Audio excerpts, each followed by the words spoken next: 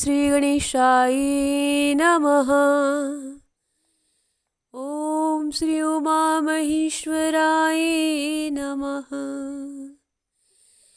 श्री कार्तिक मास महात्म्य 19वां अध्याय। समस्त देवताओं के जनक कश्यप ऋषि की 2 पत्नियां दीति और अदिति, अदिति के पुत्र देवता और दीति के राक्षस उत्पन्न होना, देवता और राक्षसों में निरंतर युद्ध होना, अदिति द्वारा देवताओं की रक्षा हेतु तप करना, दैत्यों द्वारा उसके चारों ओर अग्नि लगा देना, परंतु भगवान की कृपा से अदिति का कुछ भी अनिष्ट न होना। इतनी कथा सुनाकर के ऋषियों ने कहा कि हे सूर्य जी, अब आप कृपा करके भगवान के से चरणों से उत्पन्न हुई गंगा जी का पवित्र महात्म्य सुनाइए। तब श्री सूर्य जी बोले कि हे ऋषियों, इस संबंध में नारद मुनि ने जो कुछ राजा पृथु से कहा था वही मैं तुमको सुनाता हूँ, ध्यानपूर्वक सुने।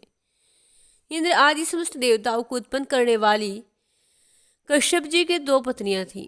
एक का नाम अदिति और दूसरी का दीति। अदिति के पुत्र देवता कहलाए और दीति के दैत्य। देवता और दैत्यों में जन्म से ही वैमनस्य का भाव था।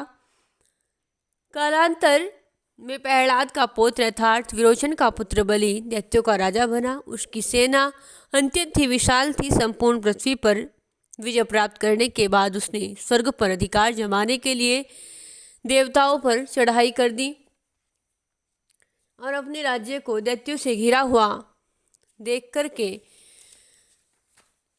इंद्र आदि देवता भी युद्ध के मैदान में आ डटे।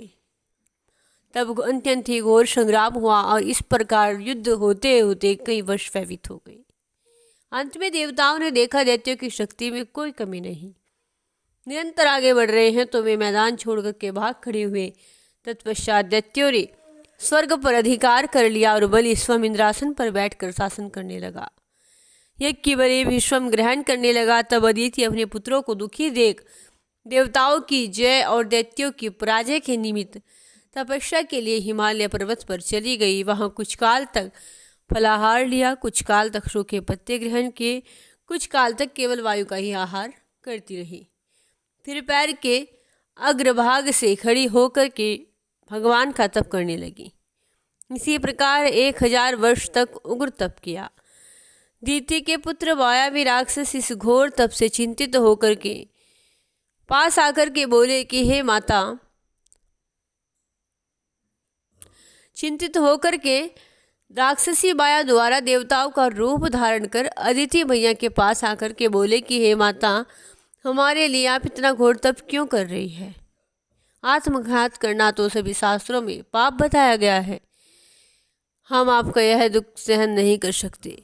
कोई भी पुत्र माता से विमुख होकर नहीं सकता और न तो माता को दुखी देकर सुखी रह सकता है। शास्त्र का वचन है, जिसके घर में कल्याणकारिणी माता नहीं और प्रिय बोलने वाली पतिव्रता नारी नहीं, उसका जीवन निरर्थक है। अतएव आप अपना तप छोड़कर पुत्रों को सुखी कीजिए। उनके इस प्रकार छल करने पर भी माँ अदिति की समाधि भंग न हुई, न अपने समाधि से विचलित हुई। और तब उन्होंने अदिति को मार डालने का प्रयत्न किया और इस कुकृत्य के लिए उन्होंने उस वन में आग लगा दी जिसमें अदिति तप कर रही थी। भगवत कृपा से उस अग्नि द्वारा अदिति को न तो किसी प्रकार की हानि ही पहुंची और न उन्हें पता ही चला, क्योंकि भगवान का सुदर्शन चक्र उनकी रक्षा जो कर रहा था। इसके विपरीत बहुत से दैत्य स्वयं ही उस अग्नि में जल करके भस्म हो गए। बोले श्री लक्ष्मी नारायण देव की जय, भक्तवत्सल भगवान की जय।